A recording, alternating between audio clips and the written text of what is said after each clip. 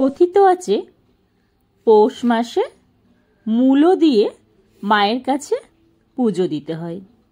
আমি কিন্তু আগে জানতাম না, বিয়ের পরে এটা আমি জানতে পেরেছি। এটা এখানকার নিয়ম।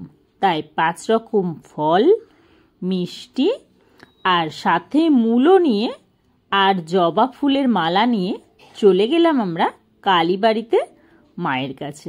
দেখো, মন্দিরটা প্রথমে একটু দর্শন করিয়ে নিই, এবার আমরা ভেতরের দিকে চলে যাব। দেখো, ভেতরে গিয়ে কিন্তু আমার মিষ্টি মাম্মাম একটা জায়গা নিয়ে বসে পড়েছে। পেছনে কিন্তু অনেক লোক। আমি যেহেতু একটু লেট করে গেছি, তাই জন্য প্রথম পুজো বসে গেছে কিন্তু অনেক সকালে।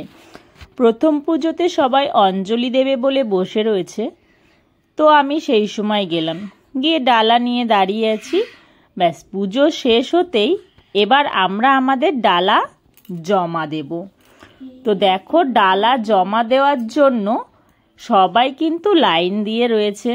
সবার ঝুড়িতেই মোটামুটি মূলো আছে।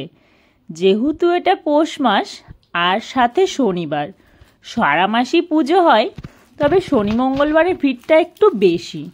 মা কিন্তু এখানে ভীষণ জাগ্রত। আর দেখো, এখানে আর একটা জিনিস রয়েছে, সেটা আমি পরে বলছি। আর বাইরে সবাই মোমবাতি আর ধূপ দিচ্ছে। যেহেতু মোমের আগুন লেগে বিপদ ঘটতে পারে, তার জন্য এটা ব্যবস্থা করা হয়েছে বাইরে। আর দেখো, পুজো দেব বলে আমরা কিন্তু একটা সাইড নিয়ে বসে গেছি, যেহেতু পুজো দেব, অঞ্জলি দেব তার জন্য। তো দেখতেই পাচ্ছ, এই দেখো কত লোক, দেখেছো? পুজো আমাদের অঞ্জলি দেওয়া হয়ে গেছে। তো আমরা এবার এক এক করে ডালা দেবো। এখানে কিন্তু ডালার খুব ভালো কুপন সিস্টেম আছে। আমার নম্বর পড়েছিল 884। তো 884 যখন ডাকবে তখন আমি গিয়ে ডালা নেব।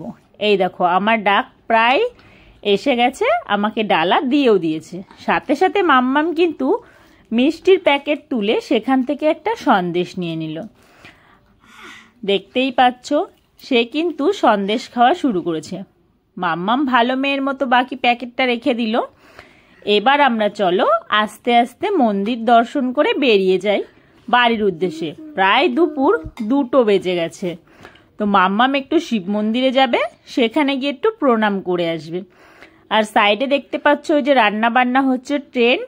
এখানে নিয়ম আছে, মায়ের কাছে পুজো দিয়ে এখানে রান্না বান্না করে খেতে হয়। তো সেটা আমরা একদিন নেক্সট হবে, যেদিন হবে সেদিন একটা সম্পূর্ণ ব্লগ ভিডিও তোমাদের সঙ্গে শেয়ার করব। আর আমার মাম্মাম শিব মন্দিরে গিয়ে পুজো দিয়ে নমস্কার করে এসে বাবার কাছ থেকে কিন্তু কমলা লেবু হাতে করে এসছে সে। যাই হোক, সবাই ভালো থেকো।